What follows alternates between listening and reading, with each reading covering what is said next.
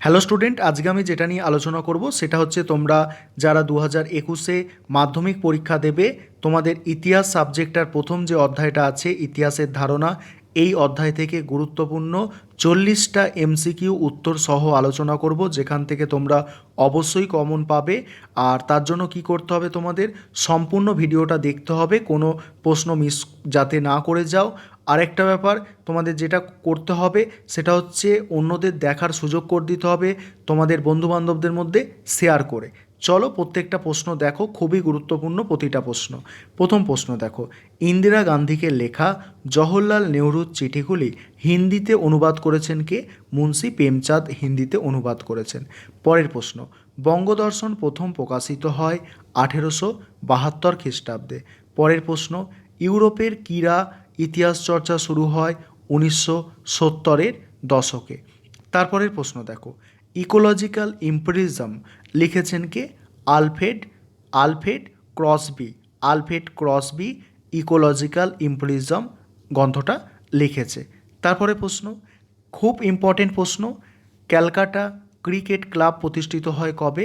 1792 খ্রিস্টাব্দে। 1792 খ্রিস্টাব্দে। পরের প্রশ্ন দেখো, প্রতিটা প্রশ্নই খুব ইম্পর্টেন্ট। পরের প্রশ্ন কি আছে দেখো, পরের প্রশ্ন আছে, বিশ্ব পরিবেশ দিবস পালিত হয় 5ই জুন 5ই জুন 1974 খ্রিস্টাব্দে। তারপরের প্রশ্ন, নতুন সামাজিক ইতিহাস চর্চা শুরু হয় কবে? 1960 থেকে 70-এর দশকে। তারপরে দেখো 8 দাগের প্রশ্ন যেটা আছে, সত্যজিৎ রায় যে চলচ্চিত্রের জন্য অস্কার পুরস্কার পেয়েছেন তার নাম হচ্ছে দেখো পথের পাঁচালী। 9 দাগের প্রশ্ন হচ্ছে, বাংলায় প্রথম প্রকাশিত সংবাদপত্র বেঙ্গল গ্যাজেট। বাংলায় প্রথম প্রকাশিত সংবাদপত্র হচ্ছে বেঙ্গল গ্যাজেট। পরের প্রশ্ন, ভারতের চিক্কো আন্দোলন ছিল পরিবেশ আন্দোলন। তারপরের প্রশ্ন দেখো, নবান্ন নাটকটি রচনা করেন বিজন ভট্টাচার্য। নবান্ন নাটকটা রচনা করেছেন কে? বিজন ভট্টাচার্য। পরের প্রশ্ন হচ্ছে, প্রথম প্রথম নির্বাচক চলচ্চিত্র কি? রাজা হরিশ্চন্দ্র। এটা প্রথম নির্বাক চলচ্চিত্র। ঠিক আছে, প্রথম নির্বাক চলচ্চিত্র হচ্ছে রাজা হরিশ্চন্দ্র। বন্দে মাতারাম সঙ্গীতটি প্রথম প্রকাশিত হয় বঙ্গদর্শন পত্রিকায়। তারপরে প্রশ্ন, কলকাতা বিজ্ঞান কলেজের ইতিহাস অন্তর্গত হবে কি? বিজ্ঞান প্রযুক্তির ইতিহাসে।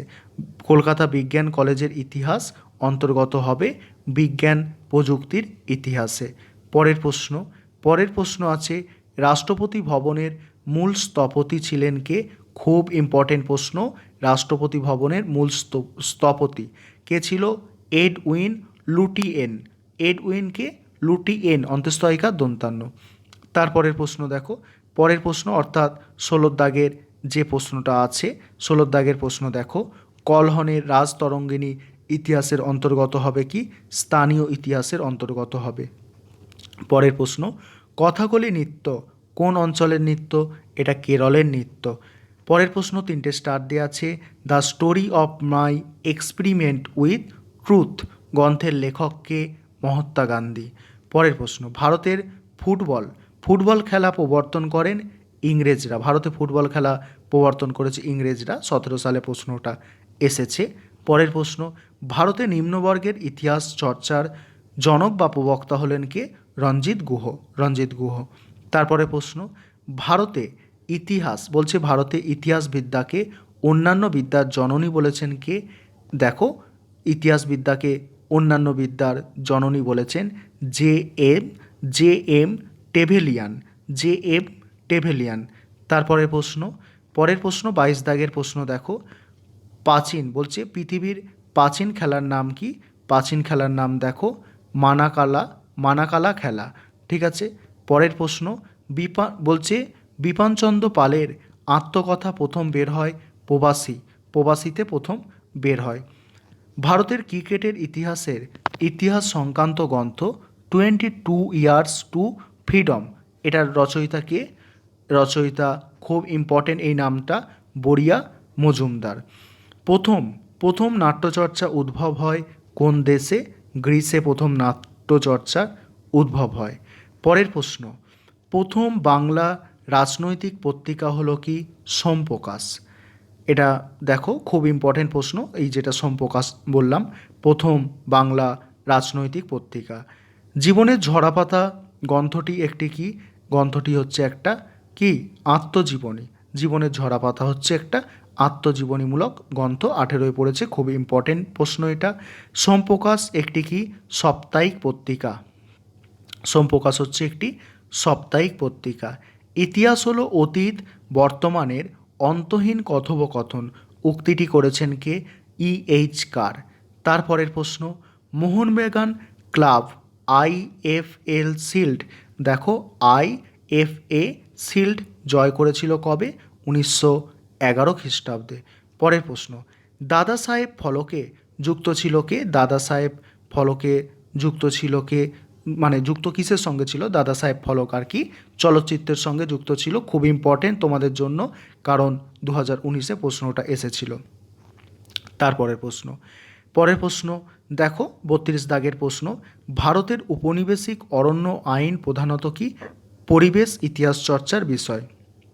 পরের প্রশ্ন, উপনিবেশিক প্রশাসনের মনোভাব জানার জন্য প্রধান ঐতিহাসিক উপাদান কি? প্রধান ঐতিহাসিক উপাদান হচ্ছে সরকারি নথি। তারপরের প্রশ্ন, বাংলা নমশুদ্ধ আন্দোলন। বাংলা নমশুদ্ধ আন্দোলন হচ্ছে কি? দেখো সামাজিক ইতিহাস চর্চার বিষয়। তারপরের প্রশ্ন হচ্ছে দেখো সরকারি মহাপেজখানা পাওয়া যাবে, সরকারি মহাপেজখানায় পাওয়া যাবে সরকারি আধিকারিকদের প্রতিবেদন পাওয়া যাবে। তারপরে দেখো 36 দাগের যে প্রশ্নটা আছে, মেয়েকে লেখা পিতার পত্রটি লেখককে? জওহরলাল নেহরু। পরের প্রশ্ন, ভারতীয় চলচ্চিত্রের জনক কাকে বলা হয়? বলছে ভারতীয় চলচ্চিত্রের জনক বলা হয় দেখো দাদা সাহেব ফালকেকে।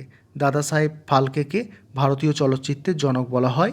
কলকাতায় প্রতিষ্ঠিত গথিত স্থাপত্যের প্রথম নিদর্শন কি? প্রথম নিদর্শন হচ্ছে হাইকোর্ট। গথিত স্থাপত্যের প্রথম নিদর্শন হচ্ছে হাইকোর্ট। বাংলা ভাষায় প্রথম প্রকাশিত সংবাদপত্র দিগদর্শন। তারপরে সোমপ্রকাশ সোমপ্রকাশ পত্রিকাটির প্রকাশক হলেন দ্বারকানাথ বিদ্যাভূষণ। খুব ইম্পর্টেন্ট প্রশ্ন। আর তোমাদের কাছে একটা রিকোয়েস্ট থাকলো, তোমরা অবশ্যই তোমাদের ফ্রেন্ড সার্কেলের মধ্যে, অর্থাৎ বন্ধুবান্ধবদের মধ্যে, সেটা হোয়াটসঅ্যাপ ফেসবুক যেখানে হোক, তোমরা শেয়ার করে নিয়ে তাদের দেখার সুযোগ করে দেবে কিন্তু।